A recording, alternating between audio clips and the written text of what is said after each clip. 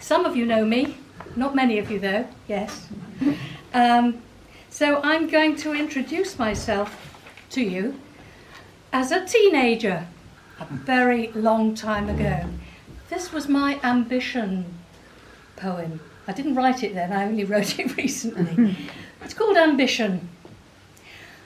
I want to do it all, I said. I want to travel. I'll visit every country, every continent.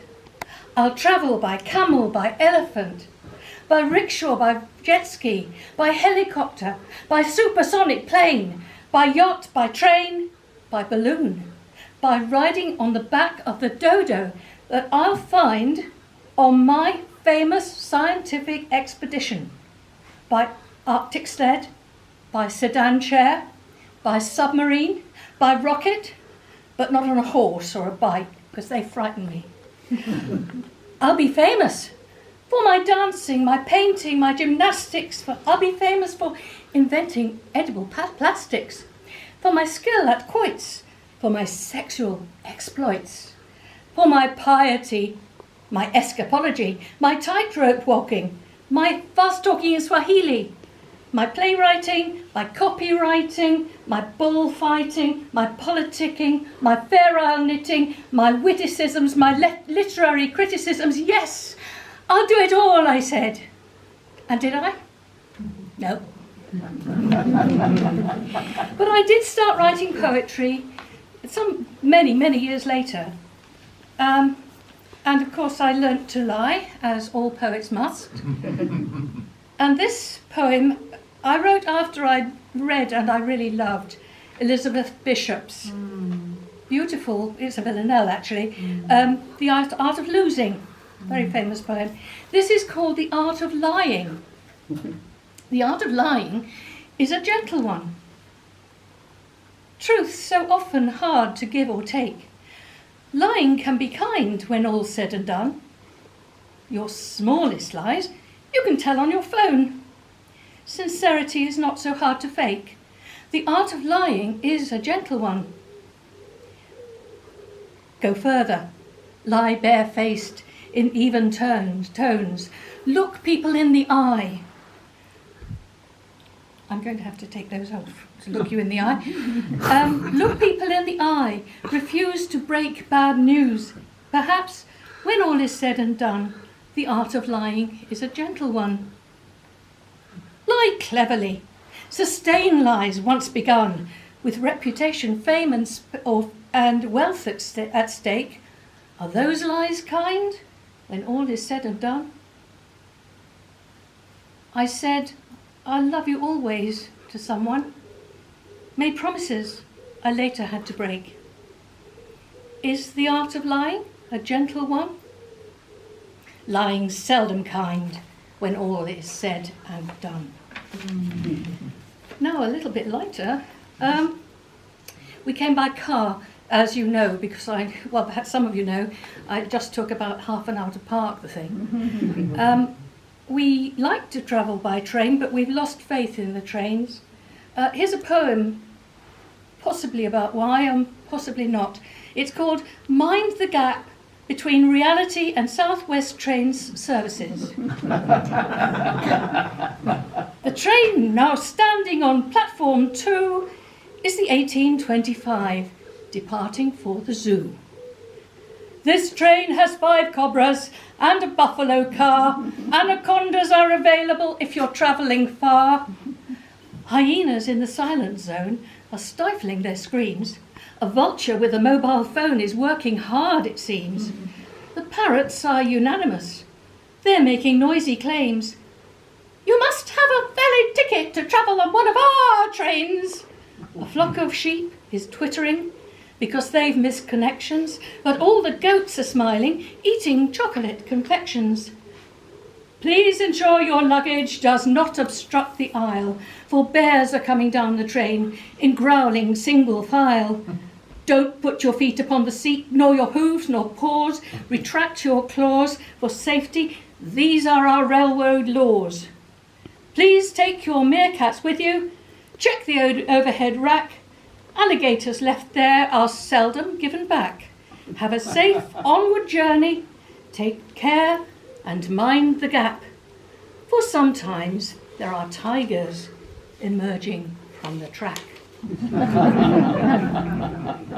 So you will have gathered from that I do love nonsense. I'm a big fan of Lewis Carroll. Dodgson is actually buried in Guildford, and Donal in particular is a big fan and has read every biography of Dodgson and Alice, I think, that's been written. All I do is I write parodies of his Victorian parodies. So this is called Alice in Officeland. 'Twas Friday, and the compulads did clickle on the scribble screens. All done wit were the bossy bulls in shirties red and green.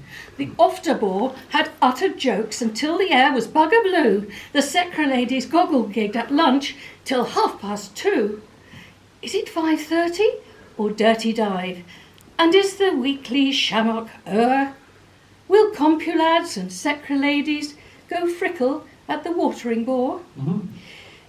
She thigh-toed out the greeded door with primarked elegance and ease, escorted by a bossy bull who thought she was a furtish tease.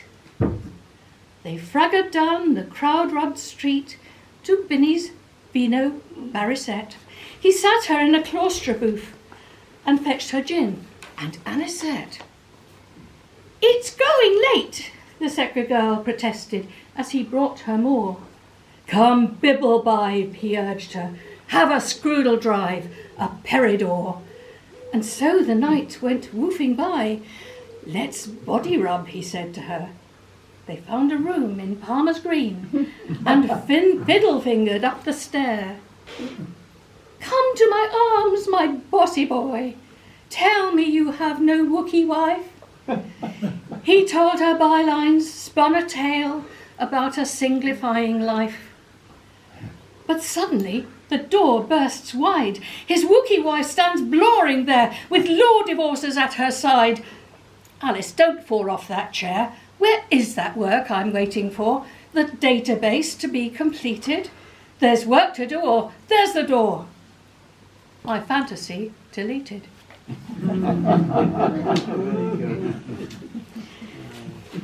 So, here we are. So another little bee in my bonnet is animals. Animals of psychology. They don't get enough therapy, you know. Animal psychology. Wanderlust is not uncommon among hamsters, since they first perfected travelling on wheels. Schadenfreude is a trait that some rabbits, 1 in 8, will admit to, with vicious little squeals.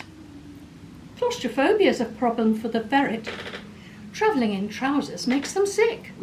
Hysteria is found in many moles underground, so they have to dig their tunnels very quick. Glaukenstuke is what every goldfish feels when it knows it has been revelling too much in the sufferings of flatfish who are bullied by the catfish or the battered cod the cat won't even touch. Aphasia can be fatal in a parrot. Dyspraxia affects 1 snake in 3. Guinea pigs who can't relax get mild panic attacks, but respond quite well to water therapy. So one of the big pluses of lockdowns is my garden really enjoyed it. I had little to do except publishing, writing the odd poem and pottering about in the garden, and it's really paid off.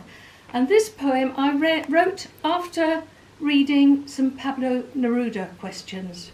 It's called Questions in the Garden. Do the forget-me-nots admire the sky in spring? Will the dandelions befriend the ants? How do the brambles know when a storm is coming? At what time of day do the daisies remember to flower? How do the wood doves call to the snail? What time is the garden path? And do stones record bird song? Who inflamed the dawn? And why do the leaves complain? At the gate, Who ties a string and claims the moon as his own? Why does the moon cry wolf, as though there will be no tomorrow? And next, the old stock poem about my parents. My parents, God bless them, they're gone, but I remember some very good conversations that I overheard. So especially when they were coming up to retirement and they knew they were going to have to spend a lot of time together. So retirement plans. When I grow old, said my mother, I'll change my life. I'll rent a garret on the left bank of the Seine in Paris. Give up being a mother and a wife. Spend my days painting. Drink red wine all night. My friends will be artists. Maybe I'll write. But what about Dad? I objected. My mother reflected. He'll be okay, she said. He'll buy a jalaba, sandals, a scarab, and live in the desert along with the Arabs. He's learning the lingo at evening class. He'll go over to Egypt. I thought, what a gas. I'll spend April in Paris, winter with Dad. There was going to be some fun to be had. I hoped that my parents' dreams all would come true, but after all that, they just moved down to Bude. This is true. Another stock subject, dreams. I dream a lot, but I very seldom write about them. But this one was very vivid, and I did write about it. It's called Fly, Love. In the dream, you are my daughter, not my mother. I lead you on a narrow path above the sea. At my shoulder, a sheer cliff. Below, a deep ravine. You are not afraid. You laugh. Run ahead. I give chase, catch your hand, try to lead you to a safer place. Your hand shifts, becomes fish, flipper, slips. You fall slowly into air.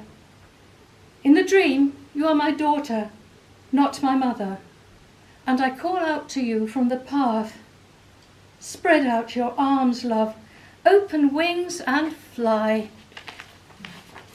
And here's a poem about a season, but it's not this season, it's what's coming up soon. Already the nights are getting a little bit longer.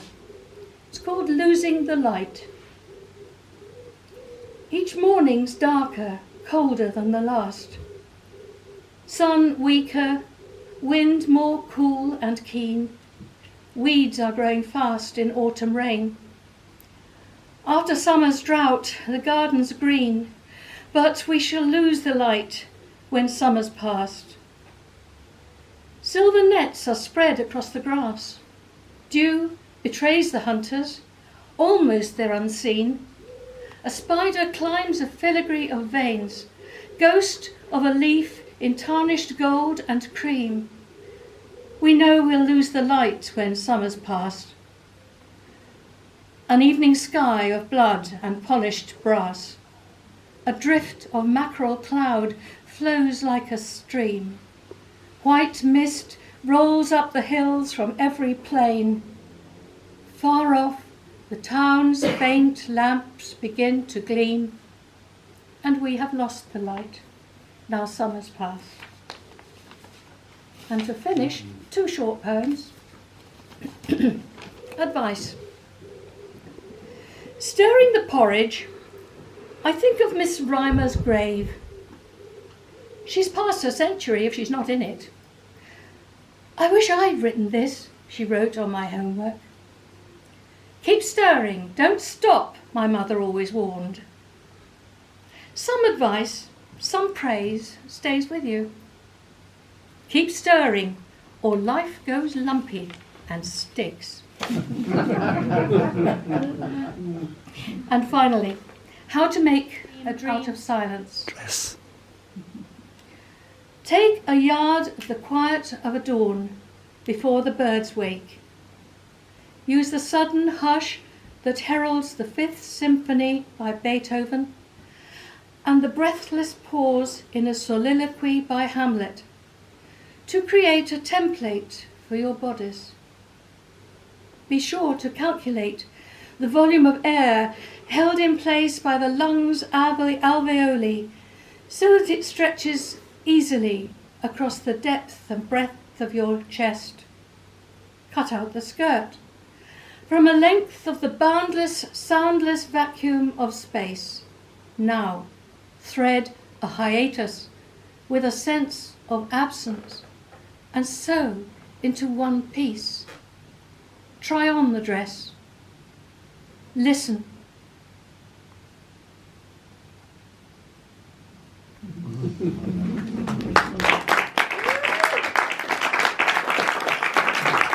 Very good. Very good. Can I just say soliloquy?